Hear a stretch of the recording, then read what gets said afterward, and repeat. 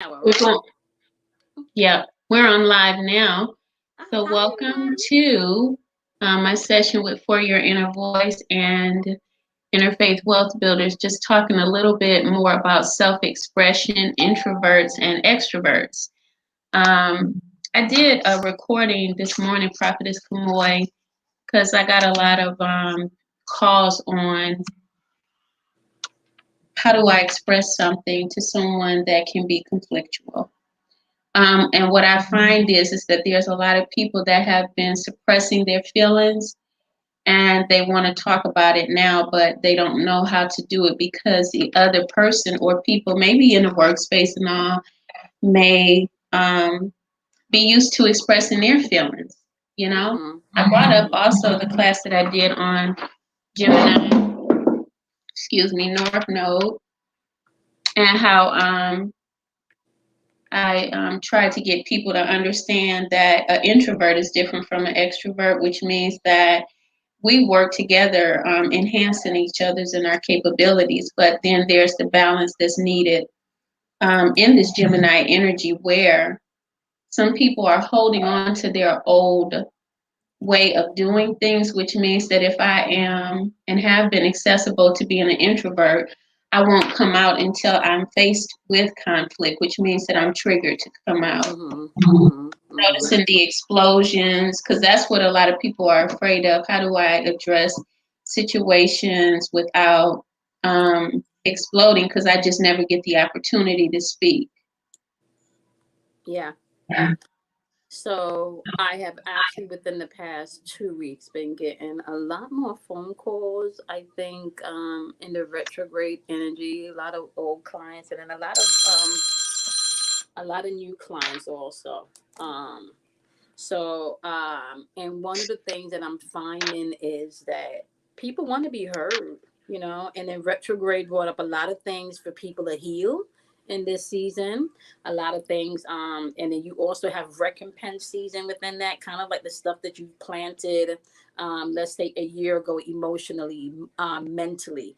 A lot of that energy has circled back now for a lot of people to deal with, and that's not sitting well. And what I find is I have some people that come to me that they want to be able to emotionally express themselves and to be heard, but they don't allow others to, the same freedom, you know. Right. Um, I had a phone call with a young lady this afternoon, and I was expressing to her, um, it's important for us to be able to express ourselves, but I think sometimes what we do is we build expectations based on unspoken words, on unspoken conversation.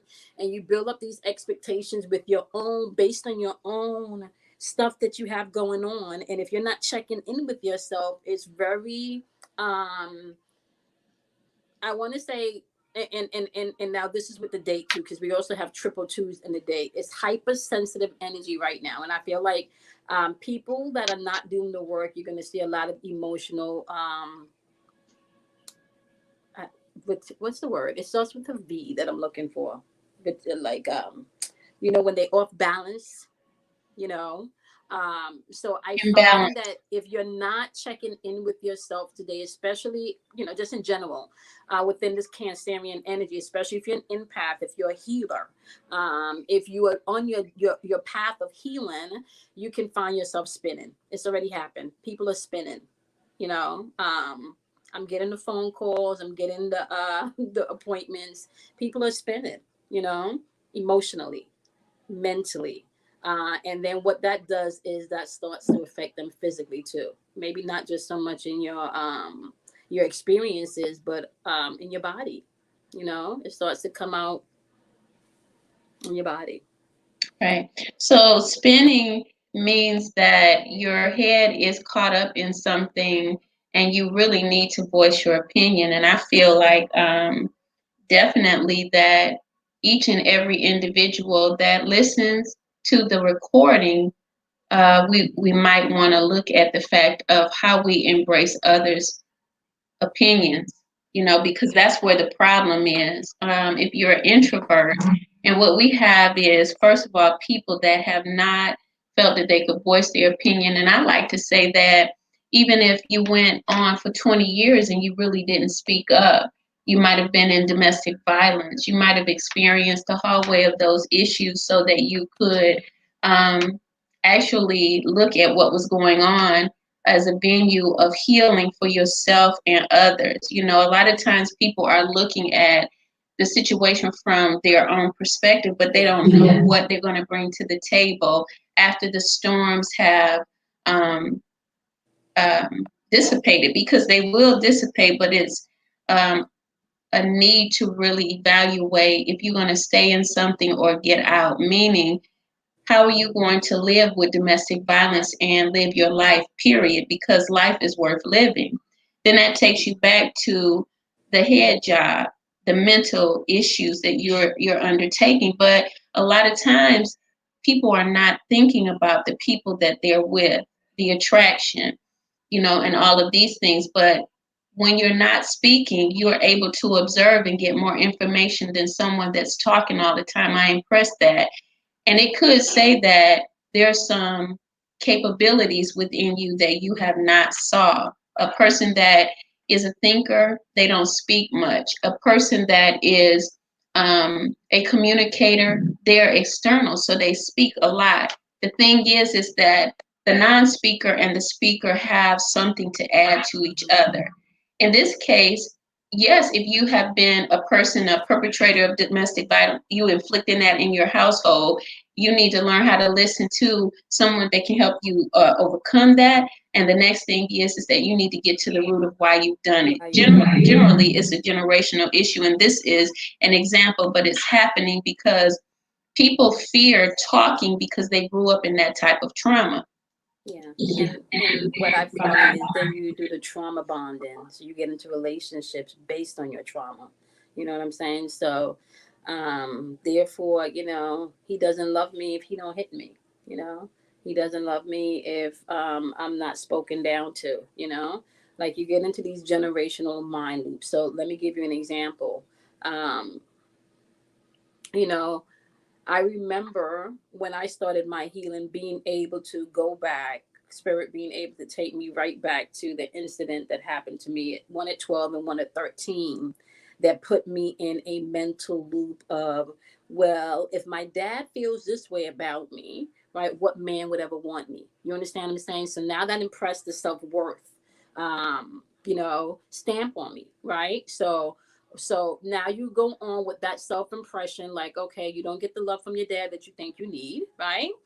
As a little girl, right? But you see it given to everywhere else, not being old enough and nobody's explaining the dynamics of anything. So I have my own self impression, creating my own reality, right?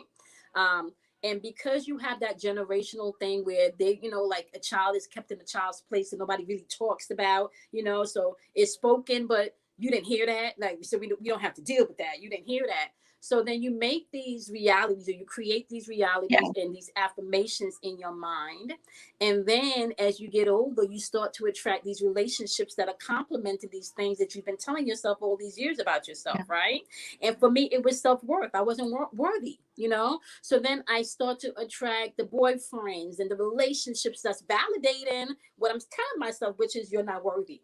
So therefore, if I'm telling myself I'm not worthy, how can someone show up for me when they're validating what I'm telling myself, right? So yeah, it didn't begin to show up differently until I started to tell myself I am worthy.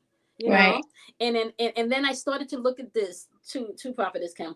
I started to look at me at 20, going back to my dad at 19, and thinking, okay, now I'm 33, right? Now I'm 35. I'm not 20 anymore, but so how can I really hold my dad and my mother accountable for things at 19 and 20 when they didn't know any better? Because I sure as hell didn't know any better at 19 and 20 either. You understand what I'm saying? So coming full circle to, I want to say, taking the burden off of my parents for that generational thing where a child sees but you don't have to talk about anything, right? And being able now as an older woman to have a conversation with my dad, to have a conversation with my mother, right? But it first it started within me recognizing that I didn't necessarily have to take everything that I learned, you know, That's like right. I didn't have to necessarily take everything I learned. And then I Yeah. had to start looking at who's the common denominator in these relationships and what's the common theme in my relationships that I'm having. You understand what I'm saying? And then Mm-hmm. when you open yourself up to that, you'll be surprised to what you can learn. Right? You'll be surprised. And I talk about this openly all of the time because a lot of people have these little memes and these are the affirmations and the mental loops that you tell yourself, these self-defeating things, right, that pop up, right? Mm-hmm. That and that are triggers. And if you're not aware of them, they can keep you experiencing the same experience with different faces. You Yeah. understand what I'm saying? Yeah. So it is important for you, the individual, to be able to express yourself. And one of the things that I find that you just said too, and then I'm going to hand it over to you, that I find is important, and I try to share with people. You know, communication don't just mean talking. Yeah. You know, communication also means that you got to get to a place where you listen, right? Mm-hmm. Yesterday I was having a conversation with a friend of mine, and I had to take her back to, you know, like a reality, you know, because she was saying to me, well, I don't think that that's, you know, the way that it went down. I was there. That's not the reality. You know, that's not what I saw, you know, and I had to say to her, well, your reality and how you see things, I'm not saying that it didn't go down that way, but you cannot take away someone else's reality and expect them to heal based on the way that you saw things. They got to heal based on the way they saw things, which means you have to give them the freedom to express that. You understand what I'm saying? Because if they're coming to you and they're saying, well, this is my narrative, and you're saying, no, no, no, no, no, no, no, there's no healing. You understand? There's no healing. So there's no safe place. So I feel like communication doesn't always have to do with you talking.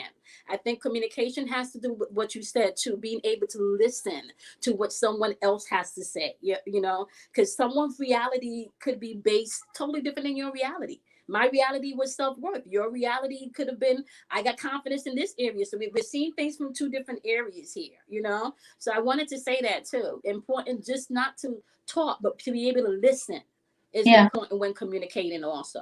I look at I think you're right on because we've listened to a lot of people over the years. All of us have lived numerous years, and whatever time that anybody is listening, and what we did is we listened to others. We really mimicked lifestyles that we were brought up in.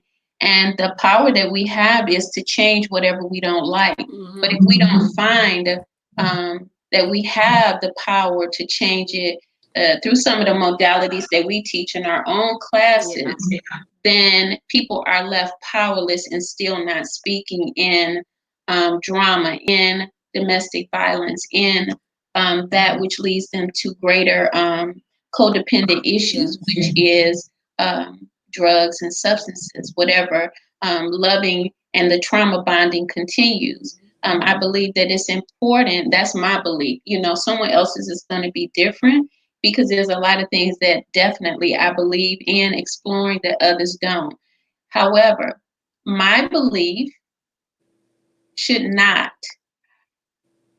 be so intimidating to others that they feel like they have to beat my belief system down. See, I've experienced that, and that's something that others don't. So I value what someone feels about their self and where they're going, even if they say, today I don't feel as hopeful. Okay, well, we can get you to another place. If you're ready?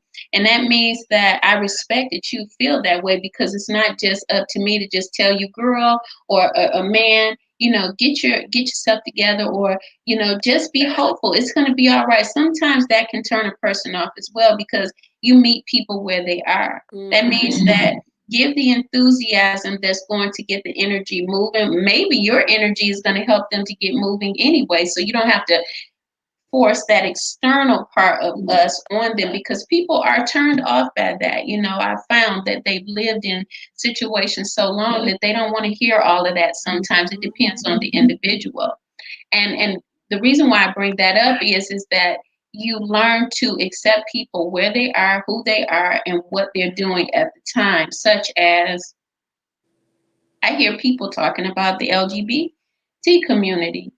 But when you get to a place where you love yourself and you love yourself wholeheartedly, you're not going to judge others on what they do, how they do it. And the other thing is that you realize if you really have the right to draw the line in the sand or to cast the stone, what's different about you that you can say that someone else is living wrong? It's just not to It's me. Now, just this is, and someone else, they can come in and they can leave comments because I'm open. But I think that the best in my life, the best thing that I ever did was release others from what I think they should be.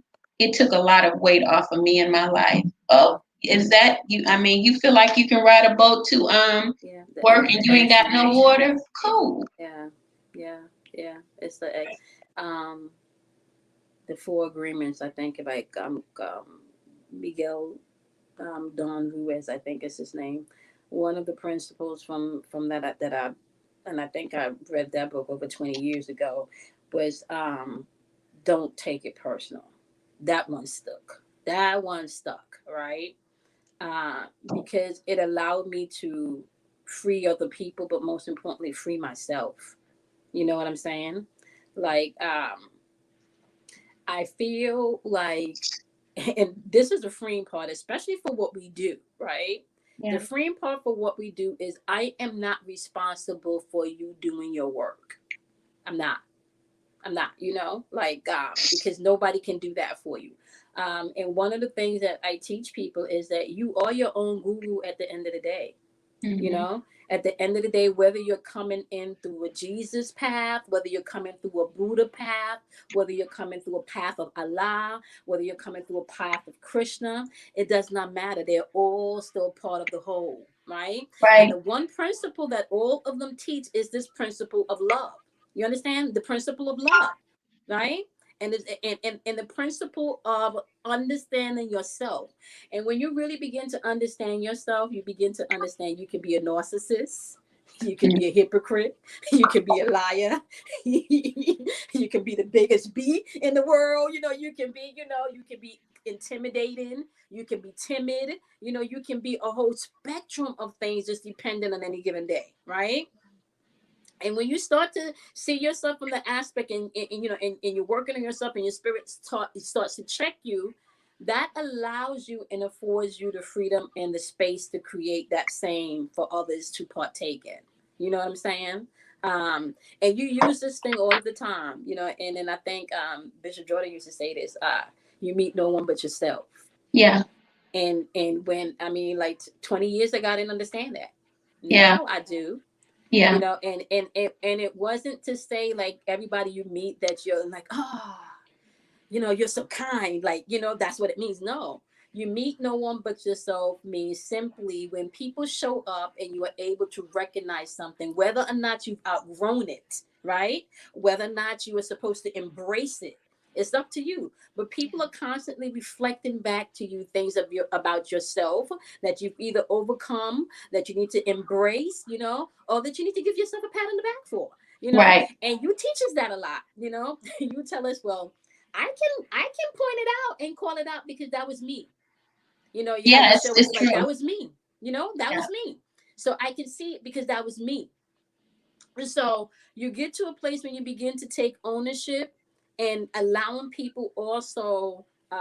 I got two sons, Prophetess Kim, and one of the things that I really wanted to give to my sons, especially melanated boys, right, was the power and the freedom to use their voice and speak their truth, right? Like, I really wanted my boys to be able to express how they feel because coming from a Caribbean background, that's not, men take care of the bills and they don't express, how they feel and stuff like that, at least not coming up in my dad's generation. Now men, because, the dad, my kids that constantly they're being told they're loved by their father. So different generation now. So we're breaking some things, but in my dad day, that was not something that they did. Once they put food on the table and took care of the bills, that was love. You understand what I'm saying? That was love. Yeah. You Yeah. know. Now we're in a we're in a society where everything has become so like dumbed down, and people have become so desensitized, right? And it was important for me to be able to have my boys to express how they feel. So my son just made 16. My oldest one just made 16 back in Yay. April, right? I can't Mhm. believe I got a 16-year-old. So he just made 16 back in April. And my brother called him, right? So my 12-year-old, no, not my 12, he would kill me if he heard him, some 12. My 14-year-old came upstairs and says, Mommy, I just got to say, I'm so in my feeling. And he's a Pisces. Okay. He's a Pisces. So the Pisces came upstairs to let me know, Mommy, I am so in my feelings right now. Like I'm feeling some type of way about this because Uncle Junie called CJ, but I didn't get a phone call on my birthday. I didn't get no Okay. phone call on my birthday. So yes, I'm in my feelings about that right now. And it made me smile and feel happy because some children, because if they don't have the freedom to express just that, the fact that he was able to express that what Right. gave us the opportunity to talk about it, to laugh about it, and move on. You understand what I'm Yeah. saying? Yeah. Some children don't have the freedom to do that, so they They got to don't. hold that in. You understand what I'm saying? They got to hold that in. They can't talk about that.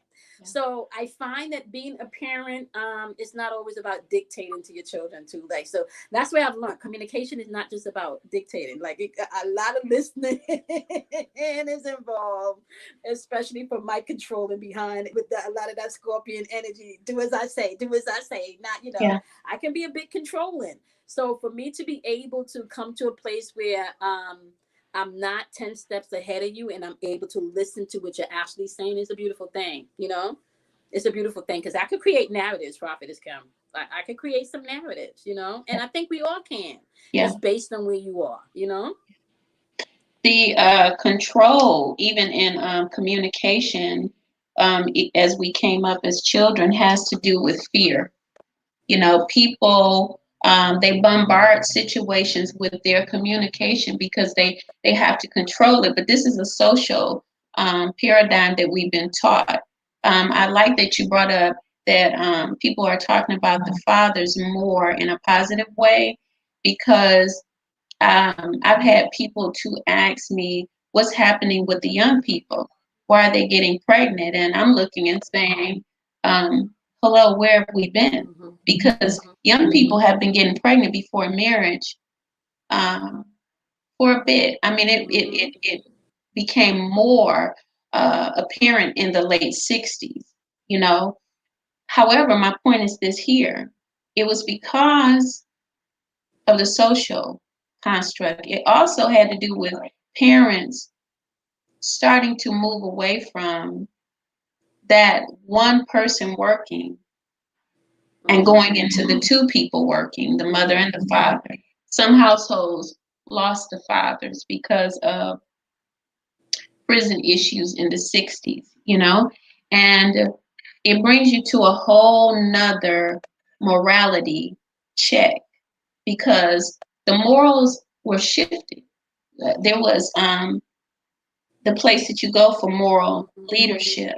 But then throughout time, even into this time, moral leadership began to show that it was not as solid as it had made itself to be. The facade started to fall down and the masks were taken away. And when I say masks taken away, you can see the leadership in America, but you can see its effect in your communities and in your households. To speak out and ask about self-expression is just that because we have um, a political system that doesn't really allow us to talk directly Mm-hmm. to people that leave this place. So there's no real self-expression. So here it's Mm-hmm. being taught, and you can go into the communities. Community leaders are not available to listen. They're not. There's a chain of command before you can get to them. Even in your churches, it's a chain of command. So the self-expression part has to do with social construct. Now, when you go back and you're giving everyone their kudos and you say, oh, it's not just everybody, because some of us, we get it. We get it because Mm-hmm. we see beyond the illusion Yeah. Mm-hmm. that individuals are not talking and they think, like my son has said to me one time, it's because you made me homeschool. I was like, yeah, it's not. I was trying to save you because there's so much there Mm-hmm. that people don't see in schools where our children are infiltrated by others and other people's environment and lifestyles that you want to pull them out and protect them. But yes, you can't protect them from everything. So we have a moral issue. I want to leave it there from my standpoint because we got 5 minutes and I'm going to give it to you. The moral issues today and the fathers and the mothers not thinking that they have a responsibility to check into your knowledge of each other before you create children. That's what I mean. Every time you go into something, the deeper aspect is you ain't self-expressing and you combative when you express because I didn't know you that way. If I had known you that way, the That honeymoon would have wouldn't been, even got started. I gotta say, I think one of the things that I had an inkling of, was that I did choose a father that wanted to be a person that wanted to be a father. You know what I'm saying? I chose somebody that wanted children. And I would say this. So that helped in the when we had to go our separate ways. That helped because what that did was allow me to put my ego to the side, right, and allow him to step in and be a father. I think when you talk about taking responsibility, you got to take responsibility even if you're not in the household to break some of those generational things. So we would do things like, because when you have parents that are not together, what I find is this: your kids will work you. Your Yes, kids will work you, right? And if you are not strong enough as mature adults to settle what you have going on between you for the kids, that cycle is going to continue. You understand right. what I'm saying? Settling Yeah, it, which is your self-expression. you know. So what I would do and what we would do is communicate. Communicate. And then, because I'm a woman, I would always say, like, this is not about us. We need to do what is in the best interest of the kids. And he was on the same level with me. So it doesn't matter if his input was the best, right? Yeah, That's what we went with, right? If my input was the best, that's what we went with. Like, egos went to the side. And we literally learned to put the kids in front of egos, right? And co-parent, and we became friends again. I didn't think, and you know that probably. I didn't think that I was ever gonna. We became friends again, right? But it's important to allow and create an environment, and not. yeah, And I want to say this, and because it's not just allowing, but I also want to say creating an environment, because sometimes you can say, well, you're allowed to say what you want to say, but then you don't create an environment for them to come and to speak and to express, and it starts at home. It starts with your kids. It yeah, starts with your partner. You yeah, know, that's yeah, where it starts. It starts at home. yeah. It even starts with how you communicate with yourself. And You know, I think that you can use this information, everyone that, tunes in, you can use this information wherever you go in the workplace. The thing is identifying your ability to express yourself. And if it's aggressive, does it impede on others' yeah, ability to express themselves?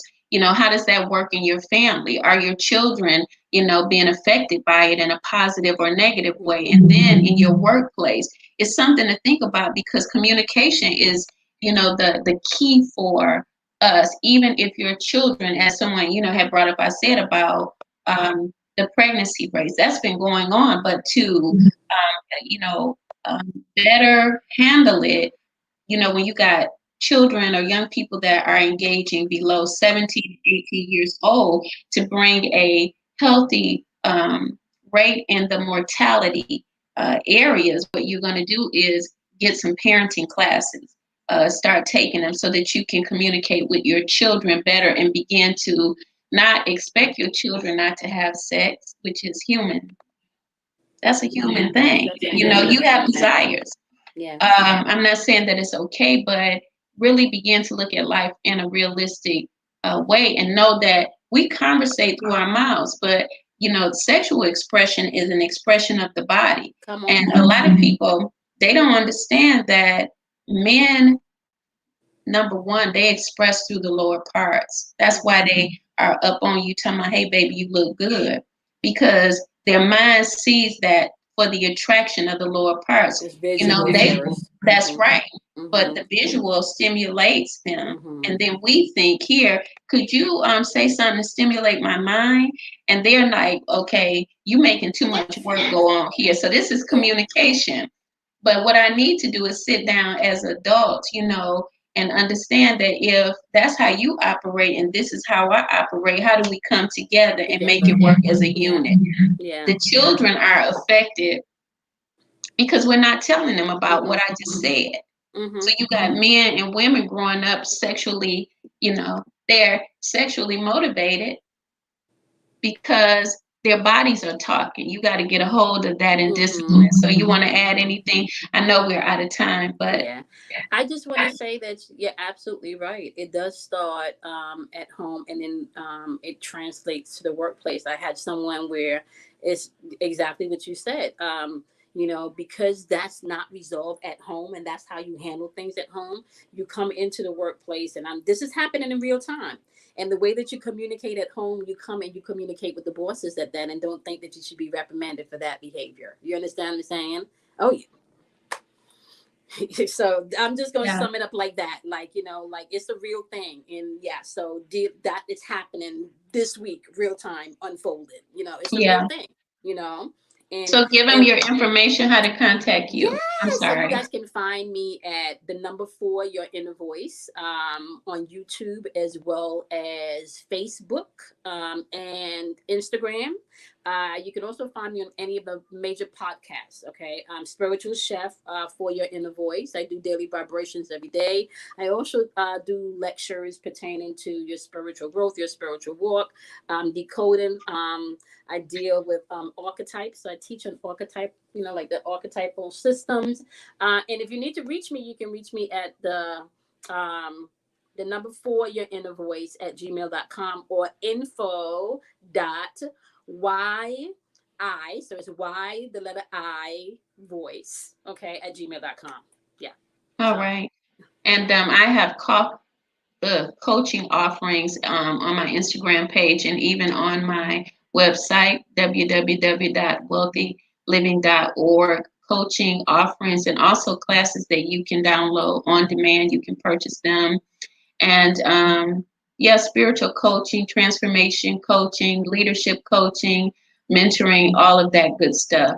And we will be back here Thursday at 12:30. Thank you, Prophetess Kamoy, for coming on with me and bringing your wisdom. She's awesome with numbers. She's a genius, by the way, with oh numbers. yeah. And I bring that up because she can definitely give you some coaching through the numbers where your birth date is designed. So we also want to add that we follow the stars because we're wise Yeah. women, and that's what Yes. the Bible you has know told us. I heard you talking about, like, sometimes you say things, and because you started talking about that earlier, like you say things and you don't understand why people don't understand. I'm like, that's how double ones. Like, that's a double ones. Like, they not, that's a double one. So yeah, the numbers, your birth numbers definitely gives an imprint of who you are. Yes, They do. yes. Yeah. Mm-hmm. Yeah. So So hit her up. And guys, thank you for tuning in. God bless you. And I will talk to you on the other side, Prophetess okay. Kamoy. All Thank right. Thank you. you. Bye.